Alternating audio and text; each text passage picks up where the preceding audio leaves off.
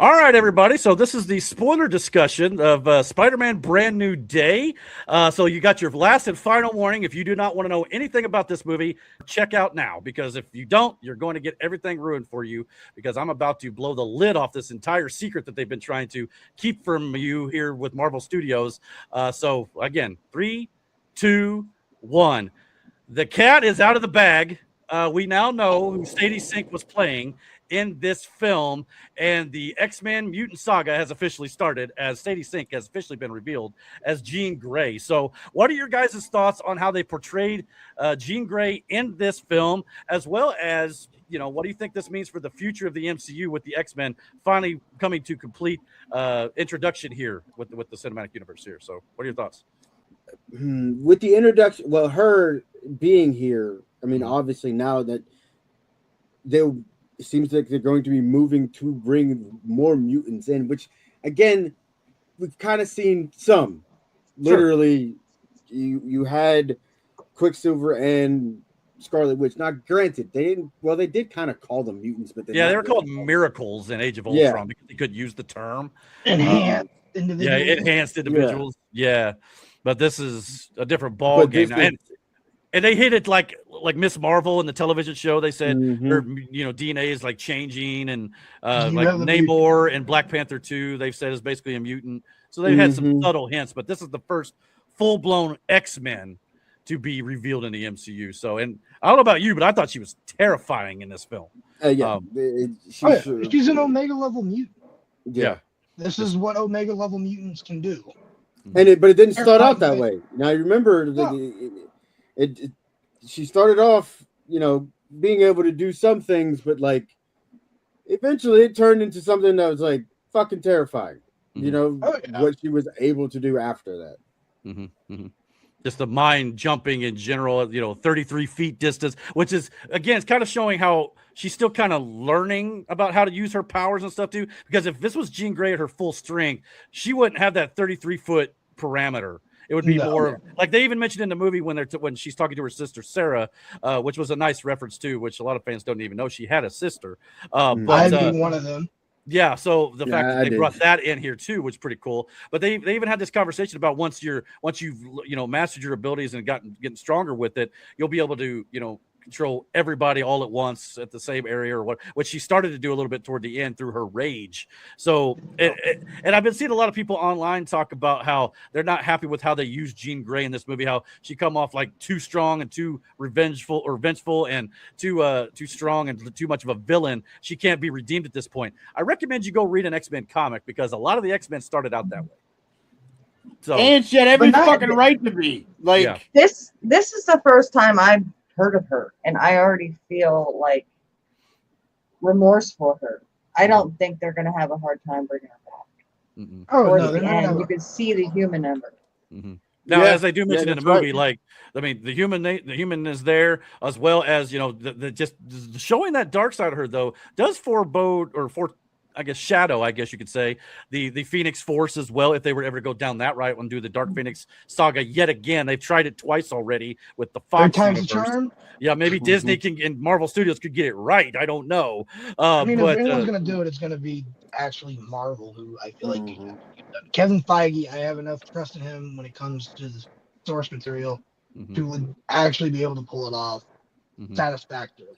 Especially I know Marvel Studios has kind of been not had the greatest track record over the last few years. However, since just a couple years ago, Deadpool and Wolverine was great. Then you had Captain America: Brave New World, which wasn't great, but it was okay. But Thunderbolts and Fantastic Four, I thought were very well done. And now you get this Spider-Man film. And so they're actually on an uptick, in my personal opinion. They've had a string of pretty solid 3 out of the last 4 or 4 out of the last 5 have been pretty solid. So I think that bodes well for Doomsday as well moving forward. Of course, obviously, you got the history here with Famke Johnson, and I can't remember the actress's name who played her in the Apocalypse. Sophie Turner. Thank you. And she was in Dark Phoenix as well as Apocalypse. But yeah, so they've had some good interpretations of Jean Grey throughout the years. But now they cast a younger actress to kind of grow into the role as we get into the rebooted X-Men franchise here after Secret Wars. And I ain't gonna lie to you, one of the best scenes with Jean Grey in the film for me was when we thought MJ had remembered brother. It was revealed that Jean Grey was controlling her. This was diabolical. Yeah, this was At least she's a female, and it wasn't like a male. Yeah, like intruding. Yeah. Yeah, they could have got some blowback on that one for Yeah. sure. But They'll reverse it. it was one of those, like, I genuinely felt bad for Peter here. I did too. Oh yeah. Well, not only that, right after she tricks him and like gets into his head by embodying Jean Grey or embodying MJ, she then backs slowly off to that ledge there. Yeah. And then jumps off, and then you see that that scene we've seen so many times where Peter has to save his love interest before she dies, and in Andrew Garfield's case, he wasn't able to save her. And that's So what you I got said that to Miranda. callback. Yeah, That's what I said to Miranda. I was like, the last Spider-Man didn't save his MJ. Mm-hmm. And I was like, It's like, dude, same sequence. Like, she was falling, Mm-hmm. and he went to fucking save her and ended up killing her. Mm-hmm. Mm-hmm. Like, And that's the thing I love about the echoes of the old Spider-Man movies in the multiverse, as it were, with Tobey and Andrew. A lot of things echo, even with Miles Morales and stuff. There's certain things all the Spider-Man go through the exact same scenarios. And yeah, it's they really lose cool how something. They always have to lose something. Well, and well, two things, because if you think about it, he loses Ben, Mm-hmm.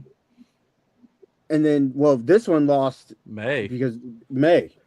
Mm-hmm. And Miles Morales lost his uncle, but then His his uncle. dad. Mm-hmm. Yep. Yeah.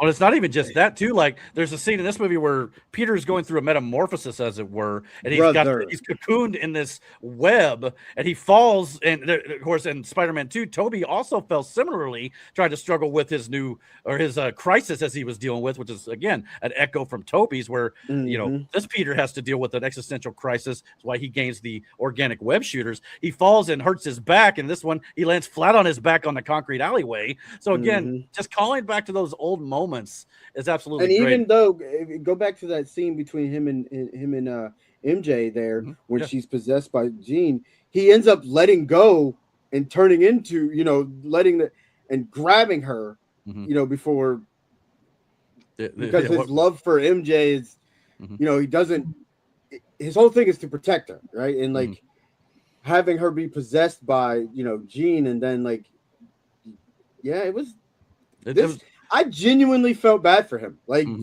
I don't know. She was toying with his emotions like it was nothing, which again led to the criticism. But again, you got to understand, Jean is uncontrolled right now. She needs Professor Xavier's tutelage to kind of fully harness her powers properly. And of course, there's been, interpretations and stuff as well where Xavier's controlled her mind against her will. We'll see if he ends up doing that in the MCU's version or not.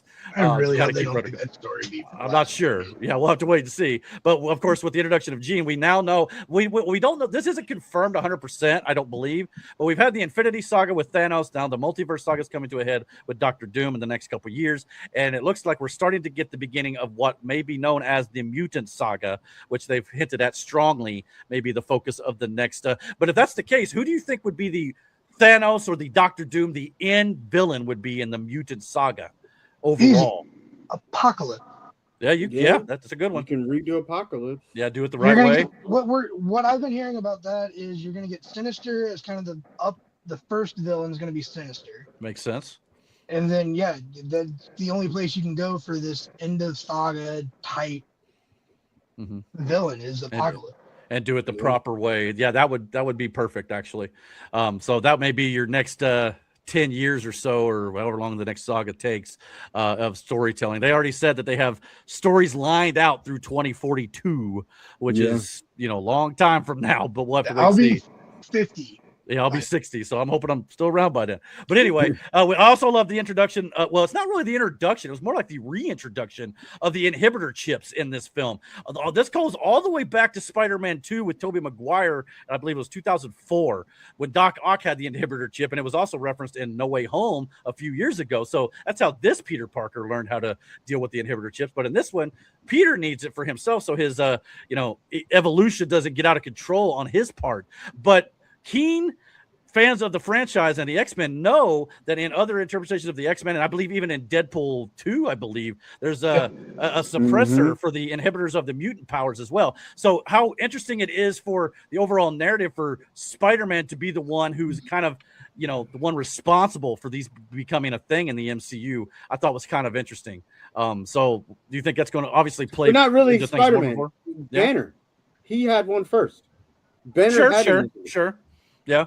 I mean, of course, I think he kind of took it and developed it even further based on this story. But yeah. You also got to remember at the end of Civil War when Wanda's on the raft. Yeah, they had something there. He's got a collar on. Yeah. So maybe there was. I think I need to correct you a little bit there, Eric. The Spider-Man 2 inhibitor chip is a completely different thing from what we got introduced to in Brand New Day. The one that was in Spider-Man 2 was specifically for the tentacle arms for Doc Ock. Sure. Yeah. But once it got broke.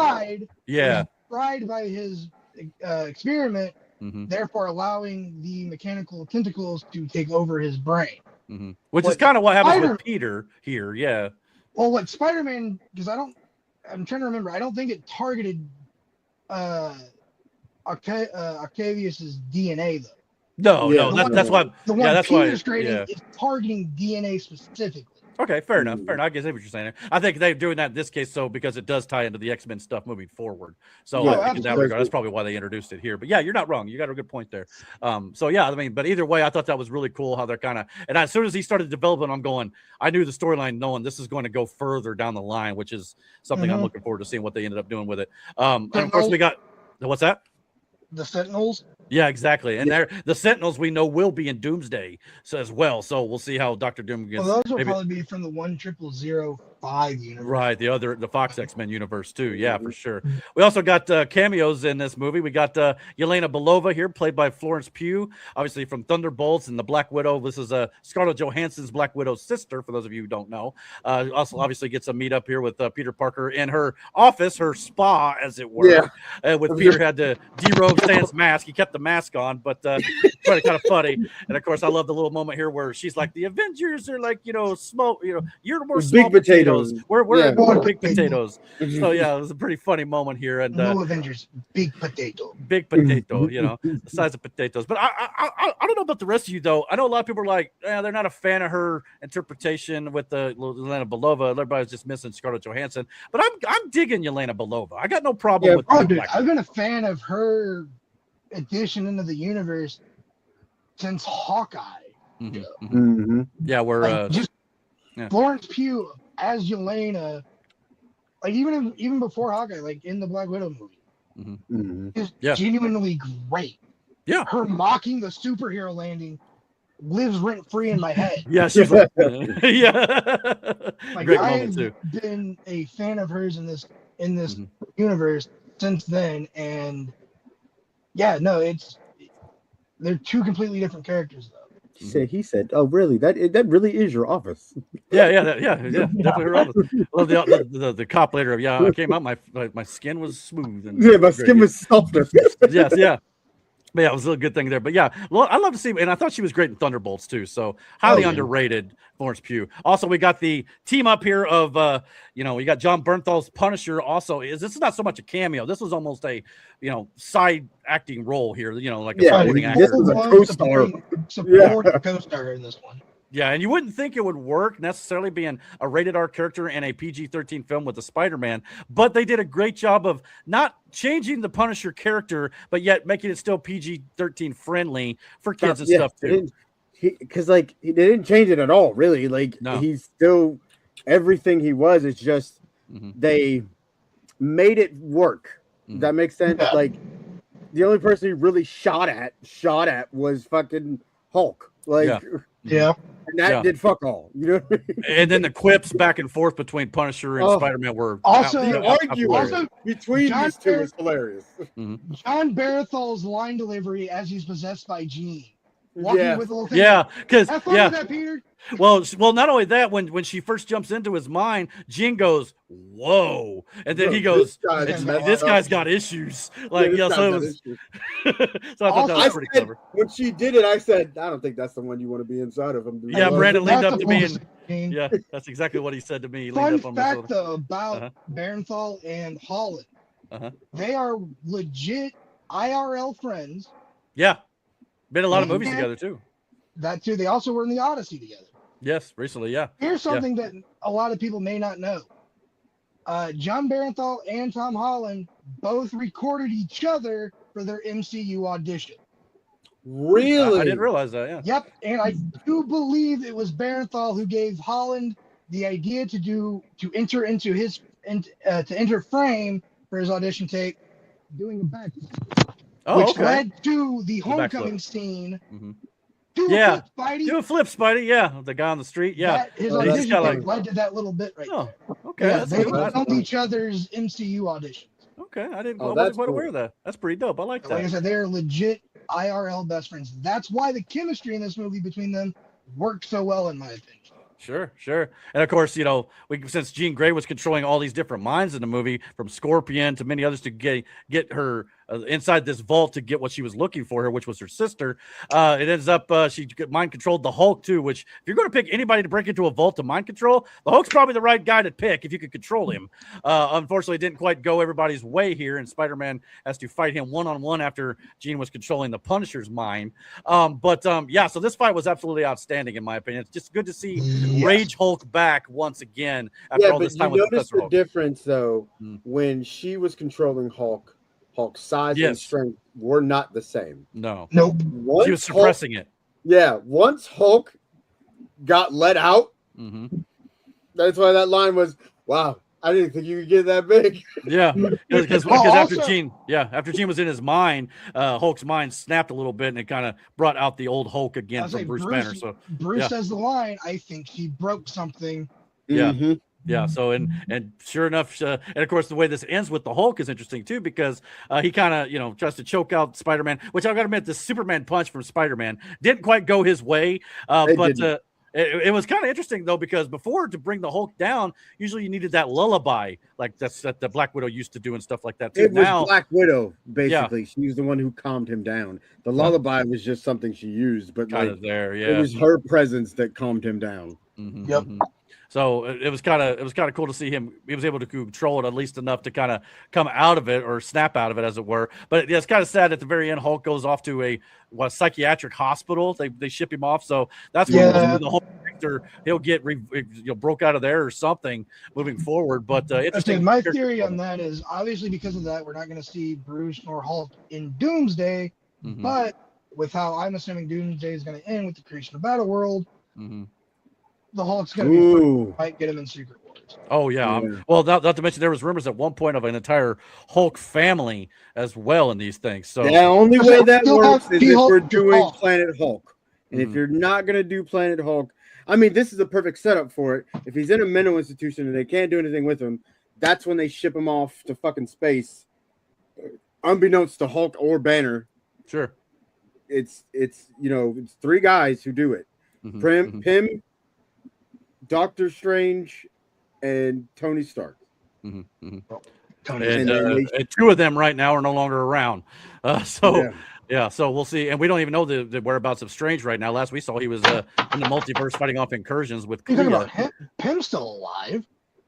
Well, yeah, but I don't know how active he is at this point, in the storyline, I suppose. In terms of Michael Douglas acting? Or that too, and we don't know if, maybe, he's getting older in the story. Who knows? Maybe he passed away off screen. I think that he said he's pretty well done with the series, so we'll have to wait and see. But yeah, I guess I'm trying to think of what, in terms of the character of him, what he did at the end of Quantum Mania. Well, he kind of just I did not see got his wife back. You're not missing much. It was kind of fun to see Kang, because it's probably about the only time you're going to see him full bore at this point. But but I did think this fight was interesting in the fact that it did kind of pay a little bit of an homage to Age of Ultron, where Tony Stark had to kind of wrangle Bruce back in as well. So I thought that was kind of a fun little moment, no doubt. So good work there. But again, this whole movie is mostly centered around the emotion of Peter Parker, pretty much just dealing with living on his own. What looks to be now 4 years of their entire college career at MIT for Ned and MJ. So he's been living with this for quite a while. And again, just the whole, and I'm glad that this movie kind of makes them earn getting their memory back in some respect. We don't even know if they fully got their memories back all the way. It doesn't appear that way yet. But at least they know who Peter Parker is as Spider-Man now. But I didn't want them to do this thing where it's just like, oh, yeah, we got all of our memory back. Boom, no problem. This way now, throughout the next trilogy or whatever, they're going to have to relearn who Peter Parker is and grow their relationships all over again. So it's going to be a long... Because she even says it. Like, she goes... I could see why the girl that you wrote this to, I could see why you love her. I could see, but she goes, but I don't know you. You know what I mean? Like I'm not. that sure. was devastating. Like that whole when he took her home, when she come back and asked for a ride, essentially. Yeah. They didn't say anything. That There was nothing. brutal. You know what I mean? Like it was quiet. Because it's like sad. I get it. We had this thing, but I don't remember it at all. Well, yeah, and Jean basically confirmed that before that scene, anyways. When I think they're on the rooftop, she's like, "Yeah, nothing in there. Nothing. Yeah, which is terrifying. But I mean, she used that to mock him. She's like, I can't, like, kind of like, I can't believe you thought that actually would work. Yeah. There's literally nothing of you in here, buddy. And that's what makes the MCU good when it's at its best like this, because audiences are smart. But when you make these storylines like this to where they actually pay off and you don't just ignore them and then you continue them moving forward, that has consequences, it makes the movies that much more entertaining. It's good writing is what it is. So I'm just glad that they continued it. Plus, like I said, with the metamorphosis of Peter Parker now kind of accepting the fact that he is both, Spider-Man and Peter, which is something he went into this movie thinking he got to just shun Peter Parker away to protect those he loves. Now he realizes he has to be both, and he has to embrace both sides. Yeah. Yes. All right, I got to cut in for a second. Sure. One, she has a boyfriend currently. Two, she wouldn't have sent Frank after him if she didn't care. And three, she would not have said that he needed to go talk to Ned and tell him if she didn't want it to continue. Yeah, you guys couldn't see the signs of somebody hitting on you if they slapped you in the fucking face. No, I got that. It's we were just saying in the broader spectrum of things. Yeah, it's still not going to be what it used to be comparatively to what it is now. No, but they have to retell a story because just like me, I didn't pay attention back then. So they have to retell the story. Yeah, and is in love with him, and she knows it. So. Yeah, she just doesn't. It does either she knows it or she doesn't quite know it yet and doesn't want to admit it or whatever or something. Yes, but and during the conversation they had with the curtain in between them, I kind of got this feeling like she was like, "Yeah, I got a boyfriend, but I don't know how long that's going to last." Maybe she already laid the what did she say that her boyfriend? He goes. It sounds like your boyfriend's kind of a jerk because you're being withholding. Withholding. Yes, But also too, real quick, with the whole becoming both Spider-Man and Peter Parker, it's the same thing with he was battling with this whole arachnid DNA and human DNA. Sure. It only works, as you can see in this scene here, when he accepted both. Right. That he is both these things. Like. It was a battle going on inside of his body where one was fighting for control. And until he learned to accept both things, because he did that in this scene. And then it made him infinitely fucking stronger. Yeah, more powerful for sure. which is what you're going to need to defeat Dr. Doom. You're going to need that extra, giddy up.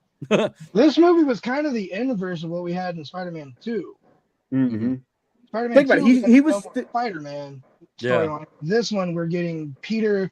In the 4 years since No Way Home, Peter has done nothing but dive into work as Spider-Man. Yeah, he's forsaken the human connection. Yeah, Toby's did it the opposite. He forsook Spider-Man. Now, and then he learned to do it together too. But he didn't gain this much power in it. But he still accepted both sides. Yeah, he moves when nobody else can. In that situation.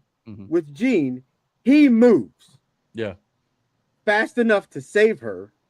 But you know what I mean? Like, yeah.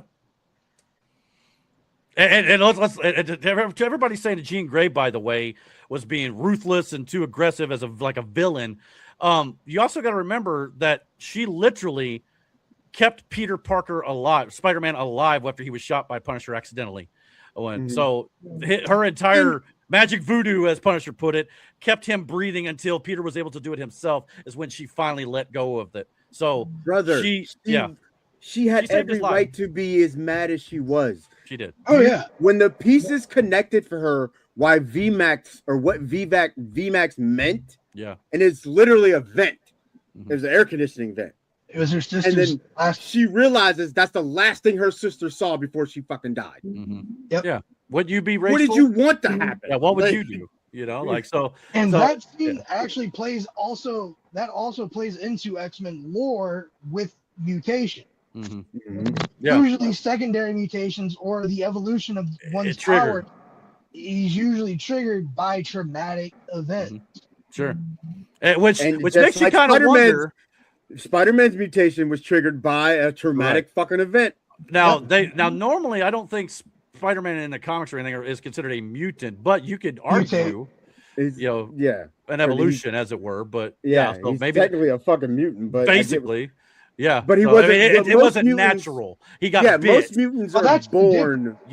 Most mutants are born with their powers. Mutate is you get it by some event. External means. You could consider Daredevil a mutant. He got his ability at external. External. Yeah. Well, see, that's what. See but no. See, mutant for me is you're already got it in your DNA. You don't have an external. DNA.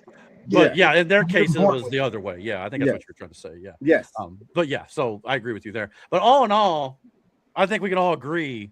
Now, for me, Homecoming is probably the weakest of the four, but it's still pivotal for setting up this Tom Holland run, in my opinion, with Iron Man in it as well. Sets up the whole story. Sure. But so for me, it's a toss-up, and I told Damon this off camera. It's a toss-up between Brand New Day and No Way Home for me as the best Spider-Man movies, especially for Tom Holland. Spider-Man 2 with Tobey Maguire will always have a place in my heart as the best of that era, and maybe even up there with these latter two here as well. But Far From Home is still a great movie, in my opinion, with Mysterio as well. But they're all fire, dude. The only Spider-Man movies that kind of didn't quite live up to par was maybe Amazing Spider-Man 2, but it's got its moments too. And the fact that they all showed up at No Way Home made them great as well. So I think Homecoming is the one that sets up everything, so it will be where it always will be, because without that, you don't get the rest. Right. I think, fuck, man. They're on a roll here. Like I said to you, Eric, Brand New Day is 1A, No Way Home 1B, Far, then Homecoming. There was a report that apparently Spider-Man Homecoming or Brand New Day here has set a new record, $927 million opening weekend worldwide. Now that is, believe it or not, that is second all time for opening weekend globally. And number one is Avengers Endgame. So as of right now, the top four movies all time opening weekend box office is Avengers Endgame, Spider-Man Brand New Day, Spider-Man No Way Home, and Avengers Infinity War, all of which star Tom Holland. So he is the first actor to star in 4 of the biggest worldwide opening weekends of all time. Insane. And I guess technically Jacob Batalon could be in there as well, who plays Ned, but he had a very small role in Infinity War. He's barely in it. And Endgame for that matter. The when he first shows up in the little Playboy, like the black leather jacket, the way you look like a high school assistant. The way he was wheeling and dealing. And then he said, "Don't sell me those." Well, let me get one, maybe 2. Shark fire. But after that, don't sell them to me no more. So at the end of the day, guys, I think we very much enjoyed this. I highly recommend it. What rating would you give it out of 10? Oh, legitimately? Yeah. I don't want to say a 10 because there's nothing that's perfect. Yeah. But at the same time, this was so much of a mature. Again, I said it to Miranda, and I said it to you too. This was. We watched him go from a high school kid to dealing with these fantastical things, but this wasn't that. This was grounded in a sense, but it was like him battling life, dude. Real shit that he has to go through, and then deal with. You know what I mean? Yeah. And so 9.5. 9.5. Because I can't say 10 because 10 is there's always room for it, but 9.5. 9. Yeah. Would a lot of people online are calling it the best Spider-Man movie ever? I know Damon obviously thinks it is in the MCU. Would you say ever, or MCU at least, or what do you think? See, I'm not, overall in Spider-Man. It's it or No Way Home for me, probably. Yeah, I don't know how I would. Anyway, do I like this more than I like No Way Home? Yeah, No way I home do. has so much nostalgia for me growing Yeah. up with the old movies, but and you're right, but I think tone feel like legitimately I felt fucking bad for Peter. Yeah. Like truly. Yeah. It made you feel. Yeah.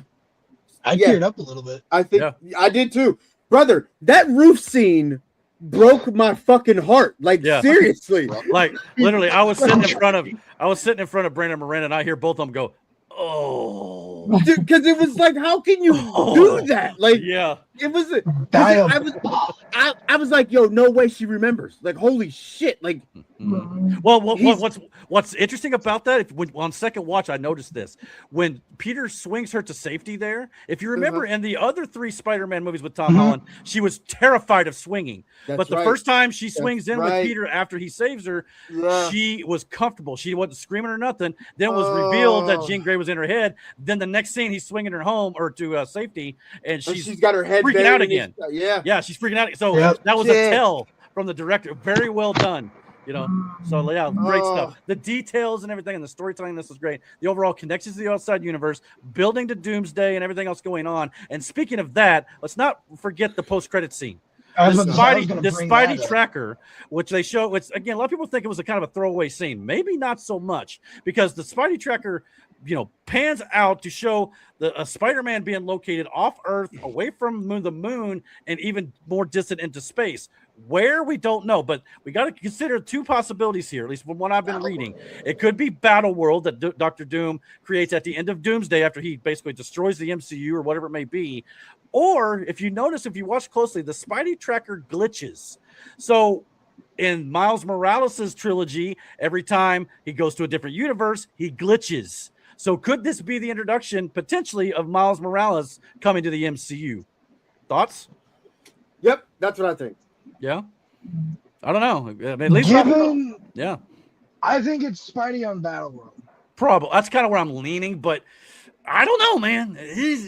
I've seen people say like, "Oh, it can't be Tom Holland Spider-Man because it still showed a Spider-Man in New York." It did. It did. But that is true. Here's the thing. That's not how the tracker works. To my understanding, that's not how this tracker works. It just shows this is a Spider-Man sighting. This is where someone see him. Yeah, he is now somewhere else from that spot, but this is where someone saw him. That's the case. Who else is on this planet? Someone got on the app on Battleworld and reported Spidey.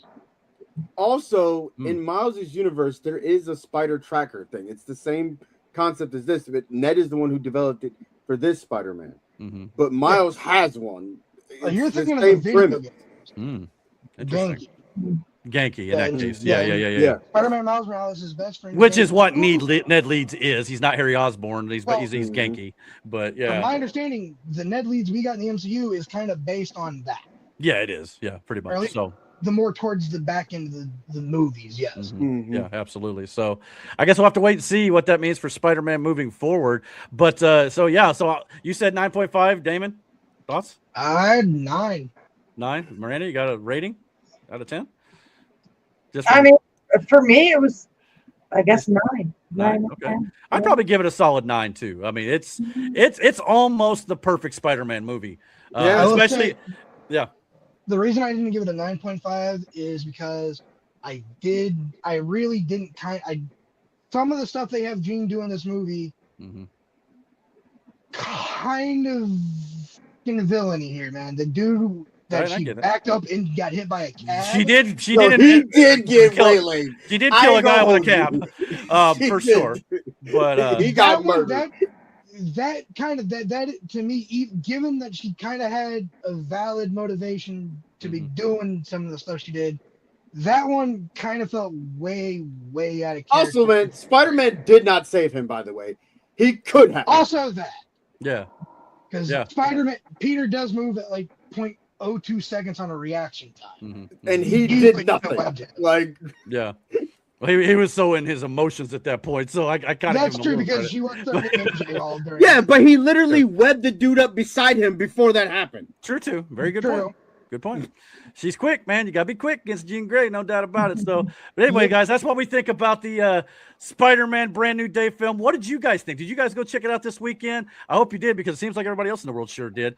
Comment below, let us know what you guys think. And like I said before, on many different streams we've done over the last weekend or so, come check us out. This is our new schedule here on the channel. Please do so. We're helping to build our subscriber base and our audience up a little bit, so we greatly appreciate it if you check out our stuff moving forward. So we'll get out of here this morning, and we'll see you guys on the flip side. So as always, take care and God bless. Later, guys.